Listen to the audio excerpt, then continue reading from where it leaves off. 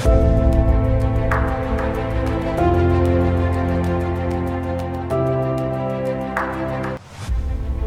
hapon po.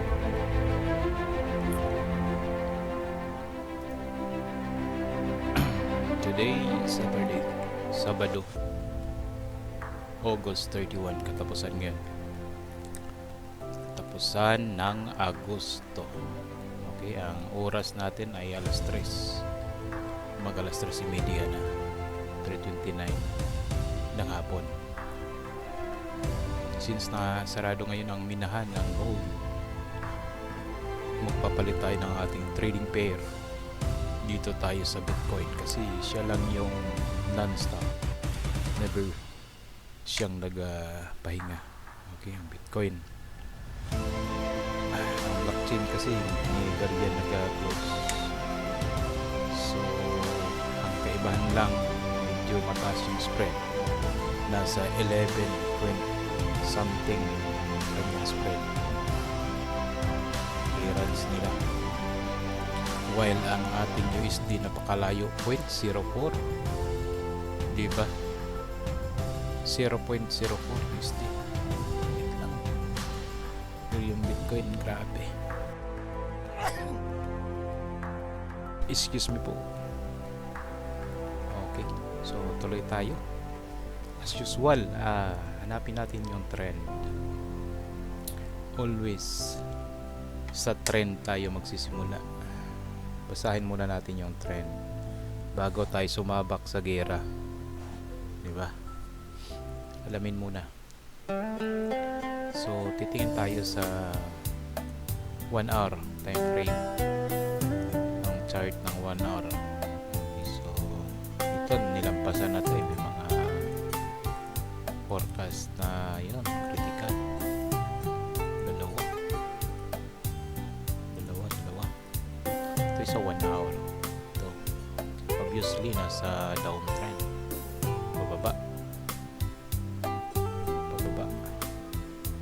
Yan o, pumimbot lang siya, napakaliit sa ibabaw, pero yan o, nasa ibabaw na ng ating moving average. Kaya uptrend yan, uptrend sa dulo. Sa 30 minutes yun, nag-cross na, may reversal na, so naging downtrend na siya. Tingnan natin dito sa ating kaya dito sa ating 1 minute na pinaka-paborito, downtrend na ito, pabulusok na siya. Saka yung ating oscillator, sa oscillator natin is nagiging duyan, sa ilalim na siya. Kaya sasabay tayo sa mga sellers. So selling opportunity po ito, yung ganito. Para sa akin, selling, dito ako babanat, dito ako sasabay sa mga sellers. Okay, so sell yung pipindutin natin. Lot size natin, sasabak tayo kaagad sa ating pinaka-paborito, lot size 1. So basahin natin yung galaw dito. Makyat, napakalaki, mataas, mahaba yung kanyang pagbaba, kaya downtrend siya. Kapangyarihan ng mga sellers, kaya sa sellers tayo sasabay. Okay, tulad nyan, ceiling, diba? So dito tayo aabang sa pinakamalapit lang. At natin yung ating big profit. Kung sakaling i-hit yan, 4,000 yan yung ating mag-gain, yung ating mag-gain profit na pera. Sakaling i-hit niya yan, pang buhay na mano natin. Okay, so yun, ceiling tayo kasi downtrend, malakas ang sellers. Ganun lang naman talaga ang takbo ng forex trading. Dapat alamin mo yung trend unang-una para malaman mo kung saan ka sasabay, kasi yung takbo niyan pataas pababa. Kung pataas, uptrend, pababa, downtrend. Pataas, mga bullish candle yung makikita mo. Yan o, pira na yan o. Pira na yan, pero naglagay tayo ng ating 4,000 pesos na ano, na take profit. Mag take profit tayo sa 4,000. Diba? Pang binamano natin ito. Since sa third day kayo using ngayon, hindi talaga ako dito nag trade sa ano. Pero since sa third day, so gagamitin natin kaysa wala tayong paglibangan. Kailangan natin kahit Sabado, kahit counting ano man na, pang bitsin, pang asin, pang shampoo, toothpaste, na income. Okay, so yun lang, basahin natin, abangan lang natin. Hala, bababa na yan kasi malakas yung sellers. So pwede nating abangan, pwede nating antayin yung ating nilagay na take profit. Okay, so yun lang naman ang takbo niya. Wala nang ibang mahirap pa, walang maraming exhibition pa na gagawin sa forex trading, kasi yung galaw niya pataas pababa lang naman, taas pababa. Dapat ang pinaka magandang gawin mo lang yung alamin mo kung kailan siya tataas, kailan siya bababa, kailan yung breakouts, yung reversal. Diba, uptrend siya, dapat alam mo kung ano yung mga indication na mag-down na siya, na mag-breakouts. Ibig sabihin, mag-iba na siya ng trend. Nag-uptrend siya, dapat alam mo kailan siya bababa, magiging downtrend na. Yun lang naman. So kung downtrend, dapat alam mo kung ano yung mga indication, mga sign na mag-breakout na siya, mag-iba na, may reversal na, mag-iba na siya ng trend. So kung downtrend, magiging uptrend na. Kailan, dapat alam mo kung kailan yun, no? Yun lang ang alamin mo, yun lang ang forex, wala nang iba. Taas baba lang yan.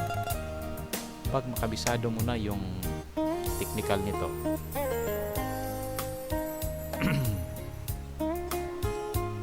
yung kanyang mga mechanics, yun lang naman ang kabisaduhin mo. Kaya mayroon tawag na demo account, doon ka magbanat practice para makabisado mo siya. Zoom in, zoom out, kailan mo alamin mga time frame, anong ilagay mo na mga indicators. Dapat kabisaduhin mo yung pinaka-basic lang. Yun lang naman talaga. Kahit masterin mo pa lang lahat-lahat, kahit ilagay mo pa lahat ng mga indicators, wala yan, pampagulo lang yan, gugulo lang isip mo yan. Kunti lang, basta may ma-confirmation lang, 3, 2, okay na yan. So ang ginagamit natin nitong indicator is 2 lang, sa oscillator natin at saka yung ating moving average. Yan talaga pinaka-basic. Okay, so yan ang sinasabi ko, dapat alamin mo kung kailan siya tataas, kailan siya bababa. So uptrend, downtrend nasa downtrend ito. Pag umakyat siyang kunting ganon, yan tinatawag na pullback, diba? Mag pullback muna siya bago magbaba ulit. So ganito man din ang yung ginawa niya, diba? Nag pullback siya dyan, tapos bababa, pullback siya dyan, bumaba. So ito pullback na rin to, magiging pullback naman dyan. Malalaman mo kung may ibang galaw kung sakaling sa forecast may mga high impact, yun yung abangan mo. Pag may high impact, doon may mga galaw na unpredictable, so doon ka careful. Pero pag ganito lang, pag na-downtrend siya, so, sabayan mo lang yung alon ng yung wave. So ganyan na. So ito, antayin natin, since nang-sell tayo kanina, ito antayin lang natin ang pullback na ito. Antayin lang natin na may mag-sign na naman siya na bababa, para doon na naman tayo sa sabayin natin mamaya. So ganito lang gawin natin. Ito mga hindi naman ganong solid dito, kasi itong isang bullish candle na to may wick.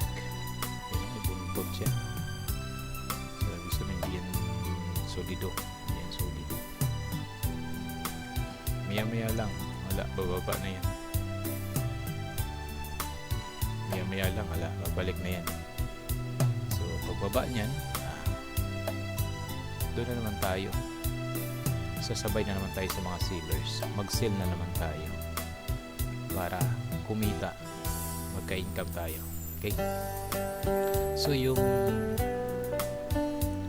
sa additional pala ito sa mga nag-aaral pa lang, pag nakita yung red, mga negative pa yan, losses pa yan, so yun yung tinatawag na dapat yung equity mo malaki.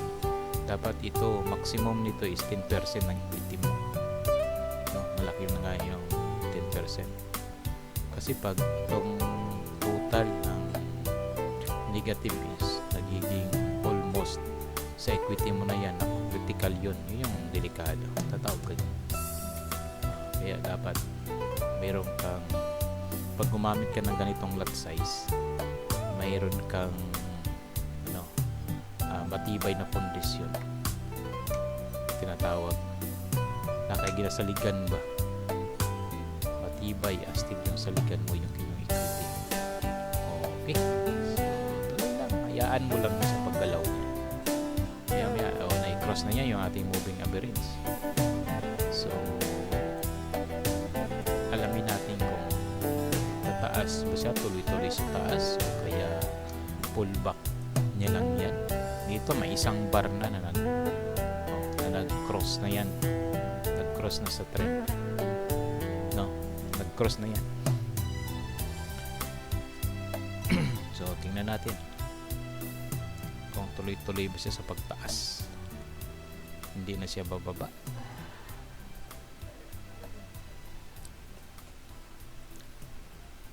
Yun. Anong oras ngayon? Mag alas 4, di mayroon ng sumali ng malalaking grupo. Diba? May mga malalaking grupo na sumali. So pag may breakouts, dapat alam mo kung paano siya i-handle. No? Ito, negative man to. Pag i-close natin to, talo yan. Diba? So gawin natin yan, dapat alam mo kung anong gagawin mo para yung negative na yan magiging positive, magiging kulay green. Pag red, negative yan, halo yan, bawas yan sa equity mo. Pag green, positive, dagdag yan sa equity mo. Okay, income yan, kita yan. Okay, ganun lang naman. Ganito lang yung forex trading. Walang mahirap, wala ka ng ibang hulaan pa, titingin ka pa sa mga horoscope, walang ganun. So dito alamin mo lang yung trend, alamin mo lang yung forecast ng iyong broker. Yung broker na kasi yung mag-extract ng mga news, no? Mga primary, pinaka prime news, update today, mga ganun. So sila na yun, tutulungan nila yung kanilang mga, doon yun yung pinapokusan nila para tulong nila sa kanilang mga trader. Okay, so yun na, may nagpakita na. So tingnan natin paano natin gawing green yan, gawing positive yan. Okay lang naman yung galaw, hindi mabagal, hindi rin masyado mabilis. Okay, mayroon ng indication. Ito yung mga indication, no? O, diba? Yung wick nito mataas, tapos nag-next mababa, tapos dito lalabas ng doji. Sabihin, sign na yan na bababa na siya, mag-reverse na siya, iba na yung takbo niya, iba na yung trend niya. Ganun yung mga indication. Dapat alam mo to kung kailan siya mag-reverse ng trend. Okay. Yan yun yung sinasabi ko. Diba? Doji, siyempre bullish ito, magiging bearish na yan since na malakas. May mga ito yung ebidensya na malakas talaga yung mga sellers, na downtrend talaga, malakas ang sellers. Ito yung ebidensya natin. Kaya yung ating downtrend, tuloy tayo dun, focus tayo dun. Ceiling pa rin tayo, sa ceiling tayo babana. Ganun lang naman yun. Tingnan mo gawin natin dito yung ating gawin natin dito yung ating trainings, no? Kasi sa yung pinaka minamaster natin is yung gold. Ito ay Bitcoin, galaw ito ng Bitcoin. So paano i-handle yung galaw ng Bitcoin? So ito yung gagawin natin ngayon. Okay, so yan na, para may pumipigil na puwersa, punong braso pa sila. Saan talaga yung trend, yung pantay ba? Pantay lang tayo.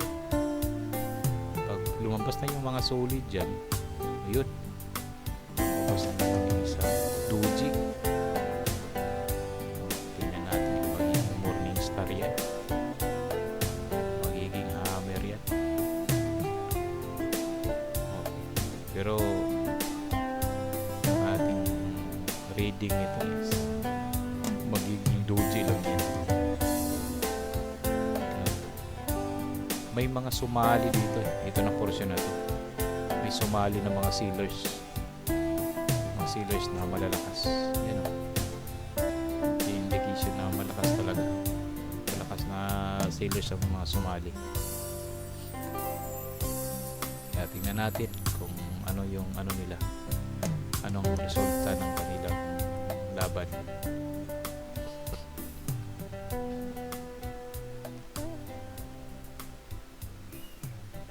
Ito yung spread, no? Taas yung spread kasi.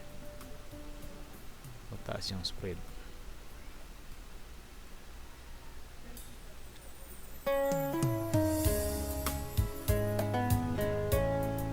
Tingnan natin. Sige lang. Sakali.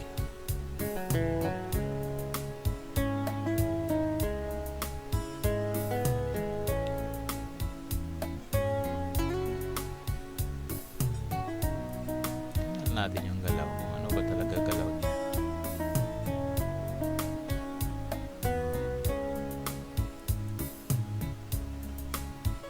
Doji na siya.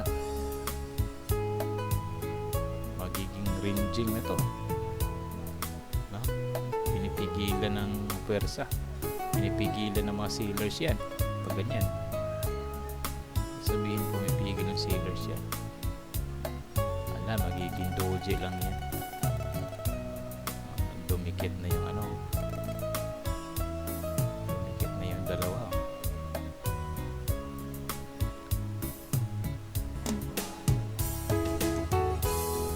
Sige. Magiging doji na yan. Ang plano.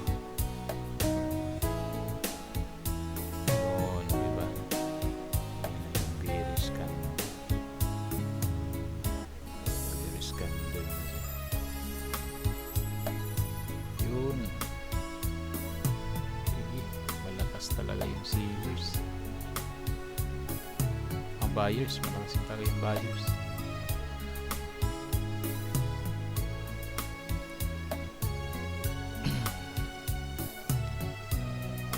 Abang lang tayo, abang.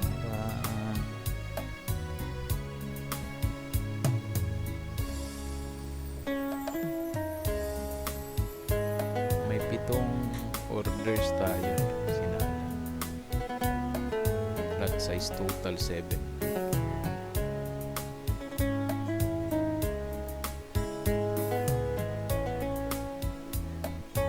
Wala, bababa din yan. Bababa din yan. Ganyang forma niya, mga doji, lumabas. Wala. Hindi nila kaya. Hindi nila kayang iangat ng todo.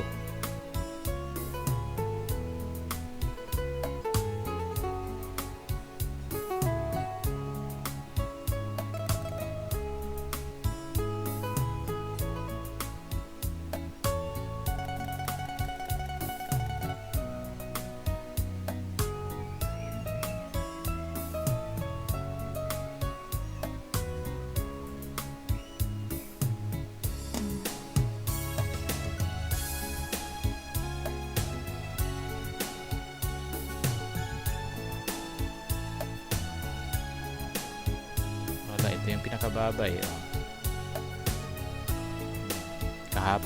Kahapon lang to, August 30. Ito yung pinakababa. Tumas. Kaya wala tayong kaba dyan. Diba? Wala. Dagdagan na lang natin. Wala rin yan. Sell tayo. Sell tayo. Sell pa rin tayo. Diba? Tapos dito tayo habang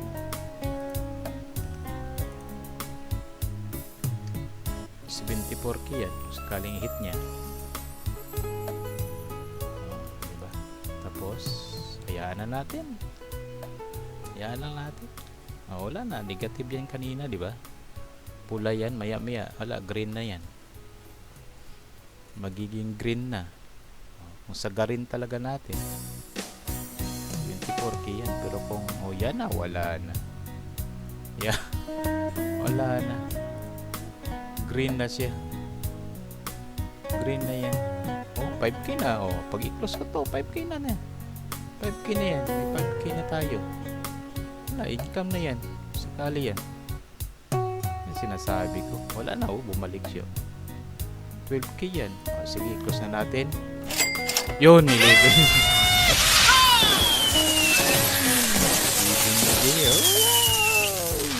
Klarong klaro. 11k. 1165. 675. Wala. Diba? Kunwari, pakabahan kayo kasi i-cross na ito. Wala na ito. Talo. Pero yan, sabi ko sa inyo, dapat alam mo talaga kung anong magiging takbo niya. Diba? Malakas ang vibration natin sa mga ganyan. Pa natin. Buena mano 11k. Sabado sa Bitcoin tumira. Diba? Yung master natin talaga is pinaka-paborito is yung trading pair ng gold versus USD. Pero sumalang tayo sa BTC. Wala na. Okay na. So 11k pwede na yun. Kasi may may nasa raw spread kasi tayo. Raw spread. So may bawas yun. Yan lang. Kahit mag-net na lang yun ng 9k. Wala. Maalat na sabaw na yan. Maraming asin na mabibili natin. Asin bitsin. Tingnan pa natin kung tutulo pang kandila. Tutulo pa Lakas pa yung banatan pa natin. Wala, lakas yung tulo. Pasungkit natin sa kanya dito. Tingnan natin kung magkano yan. Kung sungkitin 9k. Diba? Ayan, ganun lang naman. Maya lang 11k 9k, wala. So nasa 24 minutes na tayo. Nagabak. Sus, ganito lang yung spend mo na time, no? Kahit 1 hour pa 1 hour pa kikita ka ng 10k sa 1 hour, no? Kailan mangyayari yun? Kapag pinag-aralan mo yung forex, kapag ganitong technique yung gagawin mo, no? Hindi ko naman sinasabi na dapat ganito lang. Sinasabi pag ganitong technique ang gagamitin mo. Diba? Tusik technique, hit and run. Ano naman, hit and run na technique. Hindi na kailangan magbabad ka pa ng isang araw, 3 araw, 1 linggo. Mga day trading, wala yan, tinigulang na. Sabi nung isa kong master, wala na Brad, tinigulang na nila. Diba? Nag-pullback pa siya konti. Dito haba ng pullback niya. Haba ng pullback, pwede kang kumita dito, pero walang nag-ano dyan. Siguradong kung walang nag-buy dyan, hinihintay lahat yung ginawa natin, hinintay na bumaba gaya nito. Pero wala, sungkitin yan 9K. Tayo natin kung ilang minuto yung 9K. Very tayo confident, no? Kasi alam din naman natin sa mga previous, sa iba kong mga videos na pinapakita ko kung paano didiskartihin kung sakaling mataas yung reversal, no? Kung tuloy-tuloy, kung talagang maiba yung trend, no? Paano mo gawing positive yung negative dito? Kung talo mo, gawin mo lang panalo, magiging positive figure. Review yung panoorin nyo yung iba kong videos, mga discartes doon. Okay, so ito very basic talaga to. Basic yung ganun sa item. So nag-uji parang ayaw patalo na ito, nagalit yung mga sealers binitawan nila, bang haba yan na. Wala, mahina yung buyers. Yung mga buyers kanina, wala lang yan. Samukra.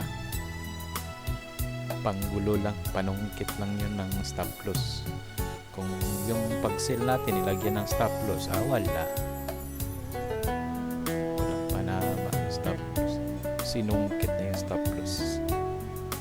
Kung naglagay ka ng stop loss. Yan na. Abang lang.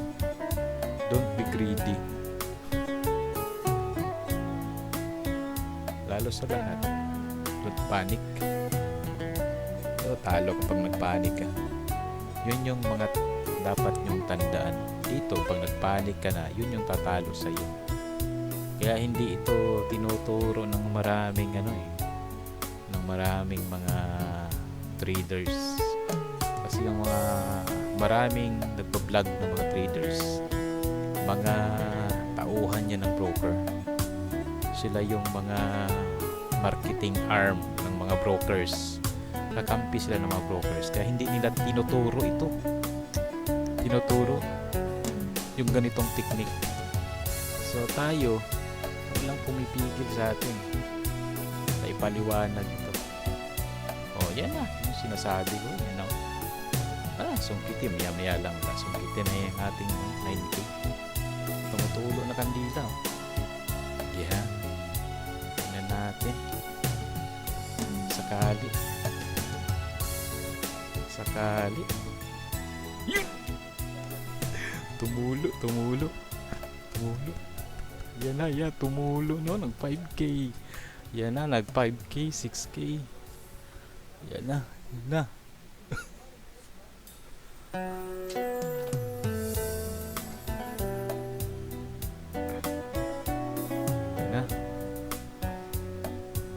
Tumutulo.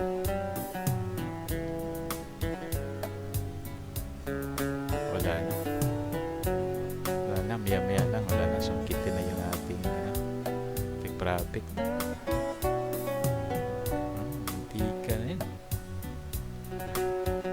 na yun diba? Naka-excite din minsan dito.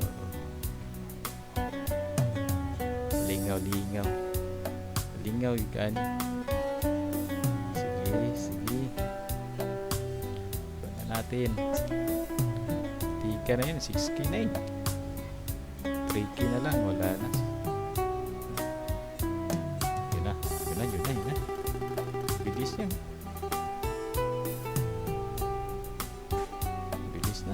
Nagalit na yung mga sealers. Labagan na ng baraha. Okay, nag-uji pa siya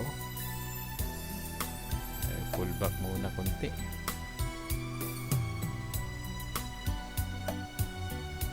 Tika na tuloy Tika na sinungkit.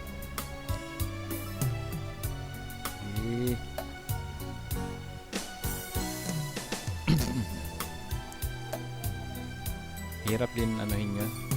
Hirap mo rin i-manual close yun. Baka negative. Sayang. So, don't be greedy lang. Don't be greedy lang.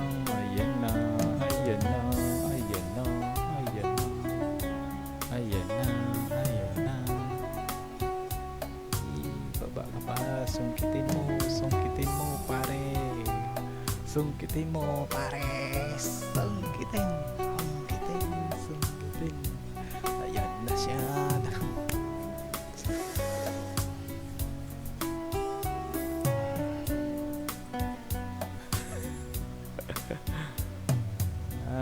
Grabe yan. Kunwari pa siya eh. Thank you na yan. Thank you.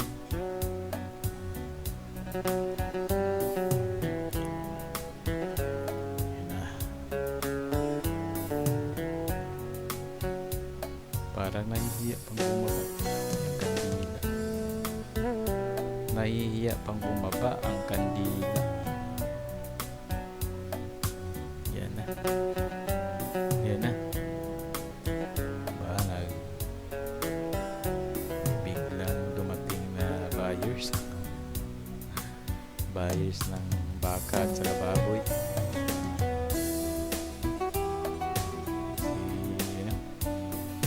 Si Don Pakundo.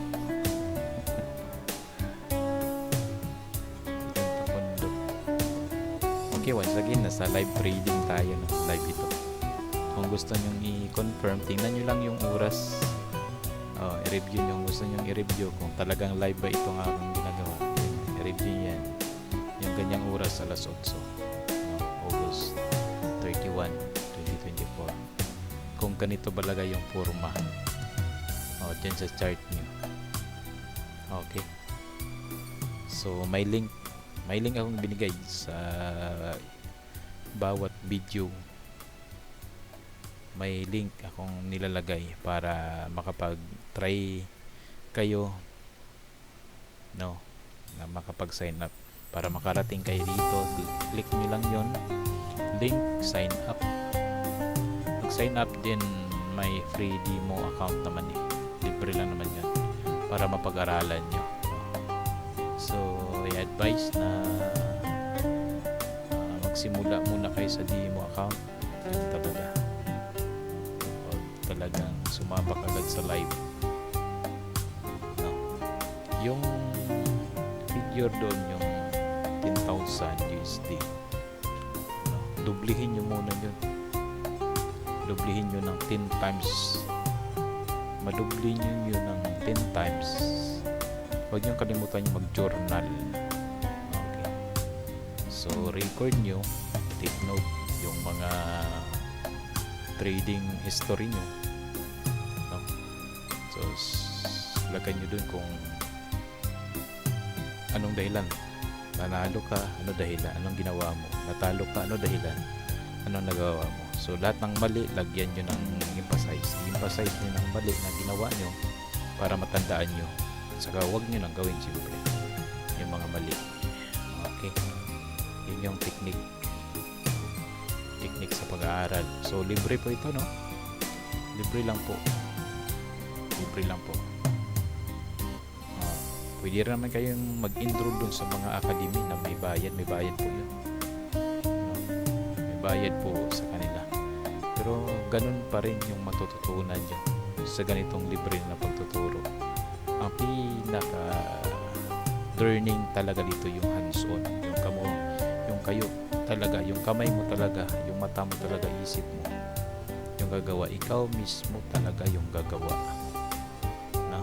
Okay, so ganito yung forex trading. Yan na, umakyat pa siya konti, umakyat pa siya, parang gusto niyang ulitin yung kanina. Ulitin. So, yan lang natin kasi mataas yung tinaas niya kanina ito. So, sakaling pullback ulit. Downtrend pa rin to. Malakas pa rin yung sellers. Seller. Okay. So, yan natin yan. Pwede tayong mag-aliw-aliw muna. Pa-music muna. Music muna.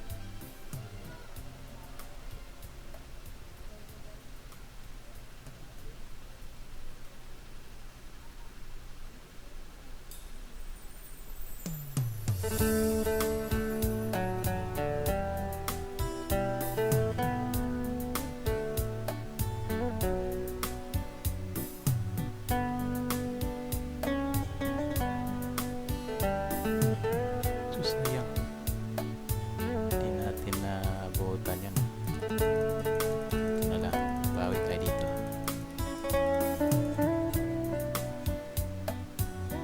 Bawi tayo. Ayan kanina. Ating figure.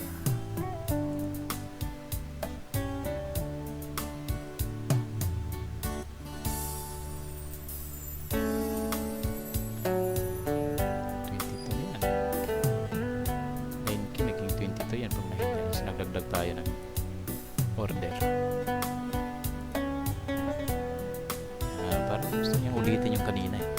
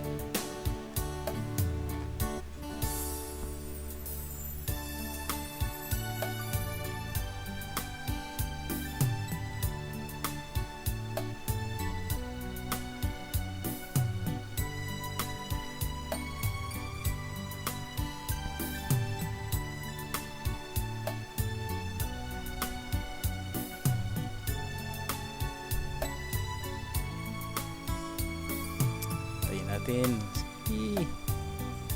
pas forward lang natin tong sakali para wag masyadong tumagal.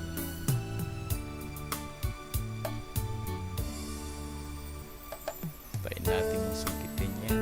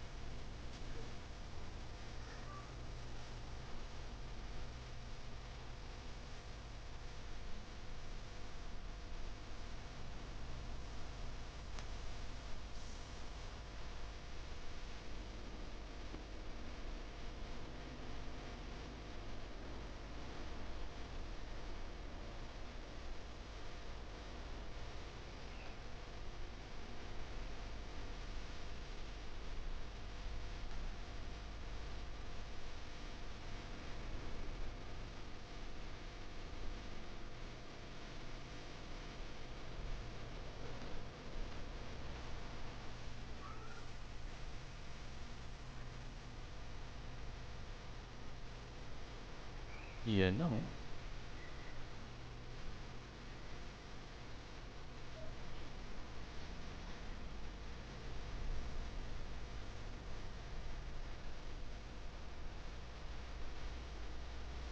Yan na, tumutulo na.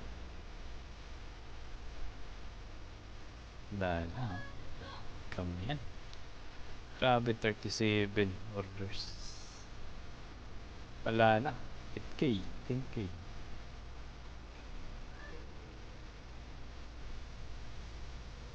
59 on K9.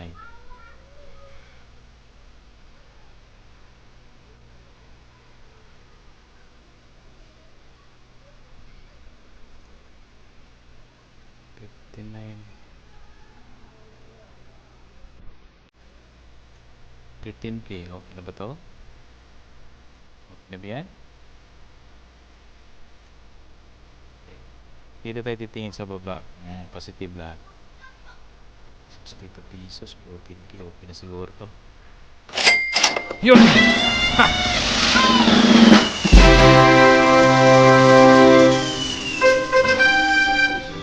Not bad. Not bad. Not bad. Ito yung mga 2K. 31. Ito yung kanina. Bagamat may mga token, nabawi yan. Bawi pa siya. Okay. 14K. 14K tayo. Tuloy sa pagbaba. Tuloy sa pagbaba ito. Tuloy sa pagbaba. So, okay na yan. Okay na yan. Ayun na tayo. Puro positive. Diba? So, para wag na humaba yung ating ano. At saka, baka maubos yung ating swerte. Yun lang naman yun. Okay.